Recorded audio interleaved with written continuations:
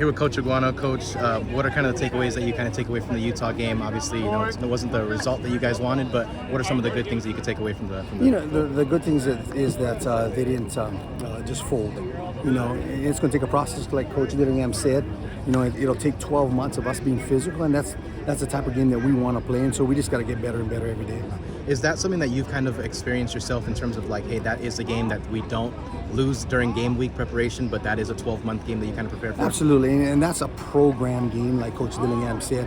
We got to fix all those things and get to a place where we are a elite program by doing the right things and getting the right people in, and it's just day by day getting better and better. And I like Coach Dillingham's philosophy of getting better every single day, and if we do that, it'll take a little time, but we'll get there. Unfortunately, DeCarlos was banged up and didn't make the trip out to Utah. How did that kind of did that affect anything in sort of a greater way at all? I don't know if it affected, because I trust that our younger guys did a great job. It does affect the cohesiveness of that group. DeCarlos comes off a great game with Cam, and they're going back and forth, and then you have a lag of that guy not being there again, and so it gives opportunities for the younger guys. But whenever you lose somebody in that cohesive group, it always falters to the end. What is it? You talk about some of the younger guys. What did it mean for you to kind of see Javen get in there at the end, and somebody who's kind of waited his turn, behind Scab, behind Kyson, behind DeCarlos, and what was it like for him to kind of finally get in there a little bit? He's always itching on the side and willing to learn and wants to play, and so it gives him a chance to get on the field and show what he got. And it's hard in those situations. I understand that, but it also gives our younger guys like Sip and Kyson, I'm talking about, and Tevin, the chance to portray what they can do on the field. I thought Tevin did a great job on special teams, being physical, and that's what I've been looking for, and so they're growing every day. What are some of the things that you guys are kind of looking towards UCLA in terms of things you can take advantage of? Obviously, UCLA has very aggressive edges, somewhat similar to Utah. So what is the kind of challenge in terms of maybe trying to get into the meat and potatoes of the line? We're going to have to probably do some things that are unconventional for us, and try to manage keeping the ball out of their hands, because they're pretty good as well. But just a couple of things and wrinkles that we think that we need in order to be successful. Scat has kind of had this, like, the epitome of what it means to kind of do what you can for the team to win.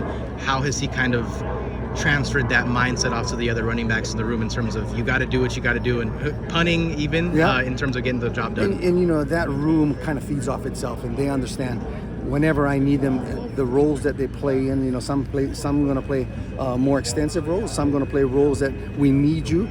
It's not the quantity of the reps, it's the quality of every rep that we can help the team, and so that's the mentality I try to challenge each person in our room with. What can you speak about their attitude thus far? I mean, this is one practice in for, in terms of media-wise, but, you see guys like George is getting active, dancing, and trying to keep kind of the, the morale up and stuff like that. What has the attitude been like in terms of just bounce back and looking forward? It's always a what's next attitude. That is gone. What can we do next to get better? And if we dwell on what happened and pity ourselves, and then we're not getting better. And so we moved on from Utah. Now we're getting ready for UCLA, and making sure that not only are they focused and mature enough to be prepared, but also have fun while you're doing this, because this is a hard sport, right? And it's a long sport, but making sure you're focused but having fun at the same time. Coach Dillingham said in his Monday presser that he's not infatuated by the Rose Bowl or by any people, but would you say the same for yourself, or is this kind of another opportunity in a great sort of setting?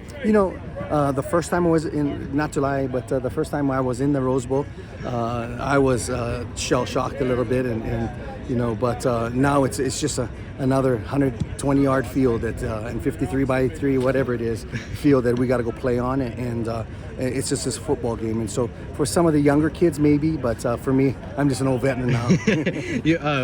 A lot of people, you talk about moving forward, looking forward, and as much as, again, the result wasn't what you guys wanted, this is another opportunity for you guys to upset, somebody who has played very good football in recent weeks. And so what has been the challenge like that you've presented to not just the running backs, but what the coaching staff has kind of presented to the whole team? We as a coaching staff are learning about each other too, and this is adversity, and how do we handle adversity together, and that makes good staffs, and then kids can see right through that, and we're staying together and making sure that we're doing what Coach Dillingham wants us to do, and the kids will follow along. And so it's just building every game till the end of the season, and then going back to work and like I said before, you know, the work continues and the results will get better later.